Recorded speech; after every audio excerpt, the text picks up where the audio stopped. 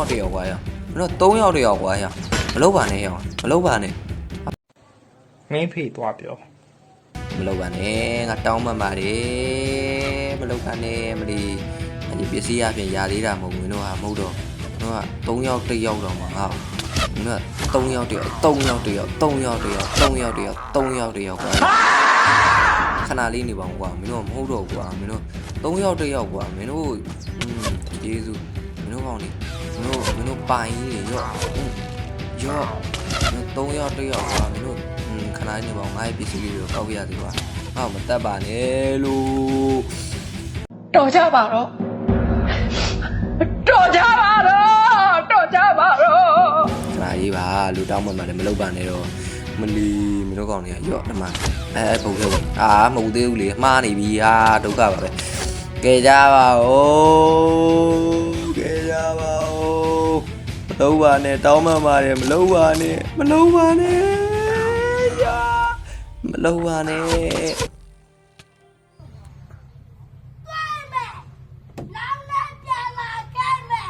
ကျွန်တော်တို့လက်စားပြန်ချေရမယ်ဟုတ်ပြီလားအဲ့ပိုင်ကြီးတို့ကဘယ်ကနေလာလဲဆိုတော့သူတို့ရဲ့ငကြော်ဆရာကြီးငကြော်ရှိရလာအဲ့ငကြော်ကိုသွားတက်လိုက်လို့ရှိရင်ကျွန်တော်တို့စပိုင်လုံးနေတဲ့အပိုင်ကြီးကို easy ရှင်းလို့ရတယ်ပြီးတော့ကျွန်တော်တို့ရဲ့ရွာကြီးကိုလည်းကာကွယ်လို့ရတယ်ဆိုတော့ကျွန်တော်အပိုင်ကြီးတို့ကိုကျွန်တော်ပထမဆုံးအချိန်သွားတက်တဲ့အချိန်မှာကျွန်တော်ပဲပြန်အတီးခံလိုက်ရတယ်အဲ့ဒါဘာကြောင့်လဲဆိုတော့ကျွန်တော်မှာအာမာကောင်းစားတွေမရှိလို့အားကြောင့်မလို့ဒီတစ်ခေါက်တော့ပြင်ဆင်မှုတွေလုပ်ပြီးတော့ဒီကောင်တွေကိုပြန်သွားတီးမယ်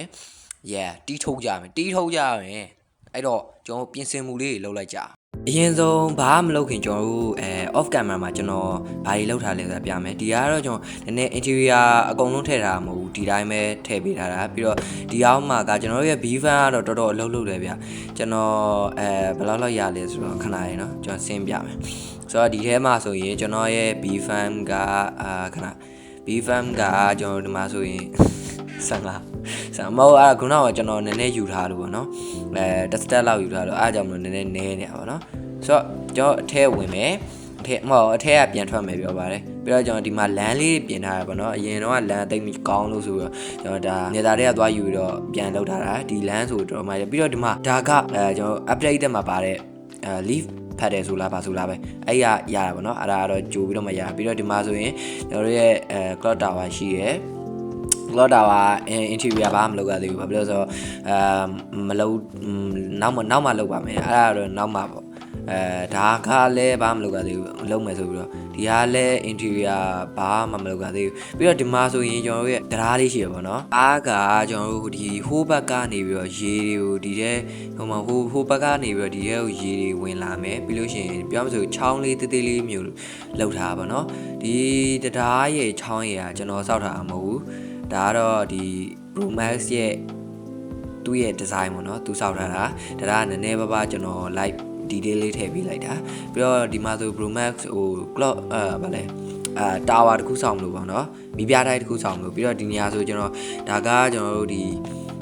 ပြောင်းဆိုမသိဘူးစိတ်ကန်းပုံစံမျိုးလေးလုံးမလို့ဆိုပြီးတော့ကျွန်တော်ယာထားတာဒါနောက်မှစောင့်မယ်ပြီးတော့ဒီမှာဆိုရင် bro တို့ဒါ update တင်မှာပါလာတဲ့ဗာလဲဆိုတော့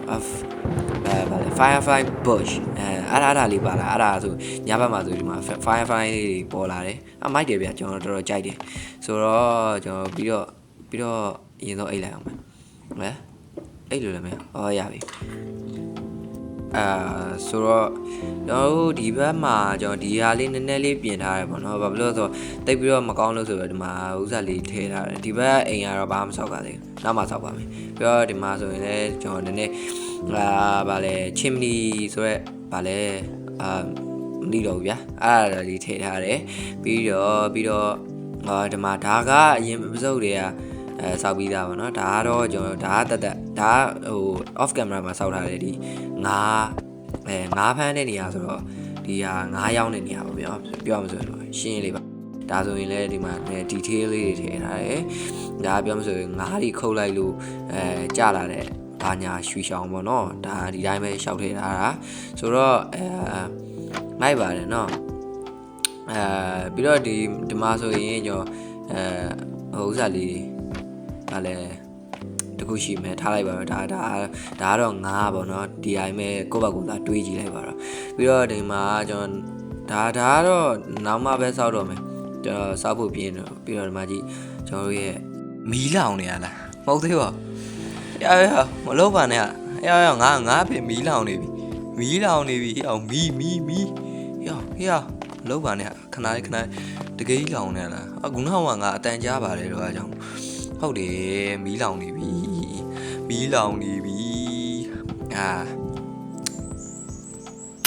ဆိုတော့ကျွန်တော်ပြင်ဆင်မှုလေးတွေလုပ်မယ်ပြင်ဆင်မှုမလုပ်ခင်ကျွန်တော်ဒိုင်းမွန်လိုတယ်ပေါ့နော်ဒိုင်းမွန်ကအလောက်နည်းနေတာဆိုတော့ကျွန်တော်အာမာတွေဘာတွေလုပ်ဖို့ဆိုရင်ကျွန်တော်မှဒိုင်းမွန်မလောက်ဘူးအဲကြောင့်မလို့ဒိုင်းမွန်ရှာမယ်ဒိုင်းမွန်ရှာပြီးလို့ရှိရင်အာယွန်မဟုတ်အန်ချန်နေလုပ်မယ်အန်ချန်နေလုပ်ပြီးတော့မှပြန်တွေ့မယ်လုံးဝပြင်ဆင်ပြီးတော့ကြာရင်ပြန်တွေ့မယ်ဆိုတော့ခဏလောက်တော့စောင့်လိုက်ပါ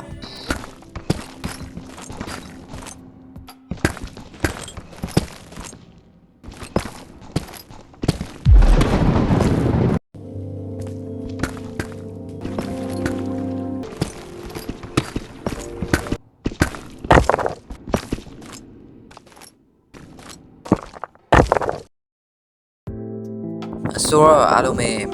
ကျွန်တော်ဒီမှာအများကြီးပဲဒိုင်မွန်တွေသွားထူထားတာအများကြီးပဲပြီးတော့ဒီမှာဒါဆိုနည်းနည်းဘရိုကြည့်လိုက်လို့ရှိရင်အောက်ကိုကြည့်လိုက်နည်းနည်းမြင့်တယ်ပေါ့နော်ဒိုင်မွန်တွေပဲမဟုတ်ဘူးတခြား all တွေလည်းပါတယ်ပြီးတော့ဒီမှာဒီဒိုင်မွန်တော့ဒီထဲပဲသိမ်းထားဘာလို့လဲဆိုတော့နည်းနည်းရှားတယ်ပေါ့နော်အဲ့တော့ဒီထဲမှာပဲသိမ်းထားလိုက်တော့မယ်ဆိုတော့အခုဒါလေးတွေကို fortune နဲ့တူးလိုက်အောင်မယ်တူးပြင်ဘယ်လောက်ရလဲပြန်တွေ့မယ်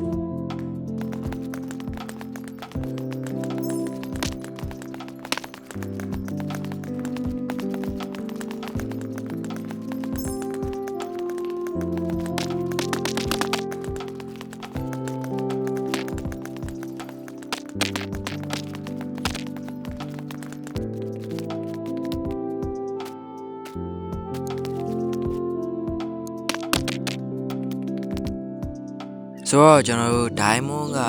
60ရတယ်ပြီးတော့lapis lazuli တွေကလည်းတော်တော်များများရတယ်ပြီးတော့ redstone ကတော့တော်တော်များများရတယ်ဆိုတော့ဒီဟာလေးနည်းနည်းလောက်fortune လေးနဲ့တူလာမှာဒါကြံခဲ့တာပေါ့နော်ကျွန်တော် iron ကတော့အားပေါင်းလာလို့ရှိရင်42တော်အိုးမိုက်တယ်ဒါ fortune နဲ့တူလို့တော်တော်များများရပါဘောเนาะဒီတိုင်းသာတူလို့ရှိရင်အဲ့လောက်ရမှာမဟုတ်ဘူးဆိုတော့ဒီမှာဒါလေးကိုအရင်ဆုံးကြိုးလိုက်အောင်မယ်ဘာဖြစ်လို့လဲဆိုတော့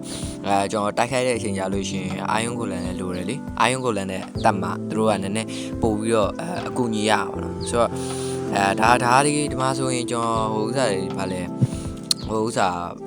chat plate တွေလောက်ထားရပါတော့ဒီမှာဆိုရင် Tom တို့ဘာလို့ညာတို့အားရတွေoff camera မှာသွားပြီးတော့ကျွန်တော်အချမ်းလောက်ထားတာဒါမဲ့ဥစ္စာတွေတော့ကြံသေးတယ်ပေါ့နော်ဗာလဲခမောက်တို့ပြောမဆိုအုတ်ထုံးနဲ့ဖနက်နဲ့ပေါ့နော်ဖနက်နဲ့အုတ်ထုံးနဲ့ကြံသေးတယ်အဲ့ဒါကတော့ကျွန်တော် diamond ရှိပြီဆိုတော့အခုအဲ့ဒါတွေမကောက်တခြားအာမာတွေပါတခါသွားပြီးတော့အချမ်းလောက်မယ်ဆိုတော့အချမ်းလောက်ပြီးရင်ပြန်တွေ့မယ်တခါတည်းကျွန်တော်ရဲ့ငိုးစာလေးတွေတော့ရှင်းလိုက်အောင်မယ် inventory လေးရှင်းပြီးတော့ enchant သွားလုပ်မယ်ဆိုတော့ let's go ဆိုတော့ကျွန်တော် enchant တွေအကုန်လုပ်ပွားပြီပေါ့နော်ဒီမှာဆိုရင်ကျွန်တော်တို့ရဲ့ဒါက production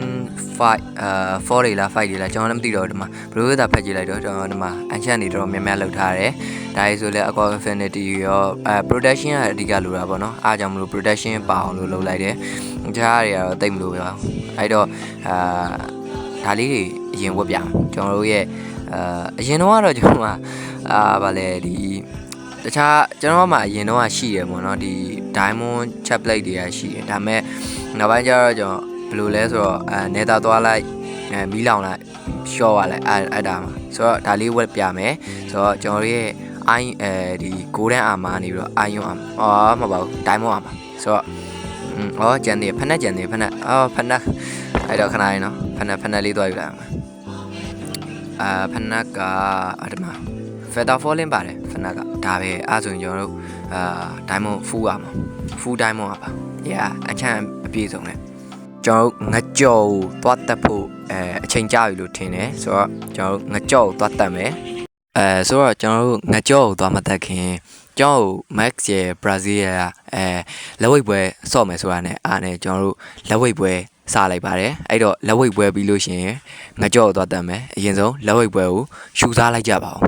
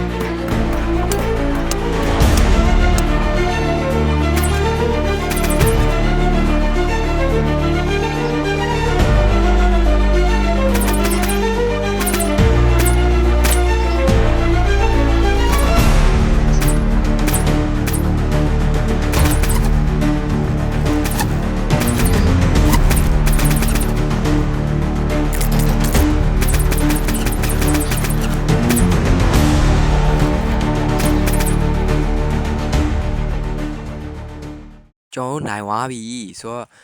ငါကြောက်တော့မတတ်ကြဘူးဘာဖြစ်လို့ငါကြောက်ကြီးဆိုတော့သူကိုယ်တိုင်မလာဘဲနဲ့သူတပည့်တွေပဲလွတ်လိုက်တယ်အဲ့တော့နောက်ကျမှပဲသွားပြီးတော့ဖြတ်စီးမယ်အခုတော့ကျွန်တော်တို့အထိမ့်မှတ်အနေနဲ့အိမ်ဆောင်မယ်လက်တော်တော်များများရလာတယ်ဆိုတော့ let's go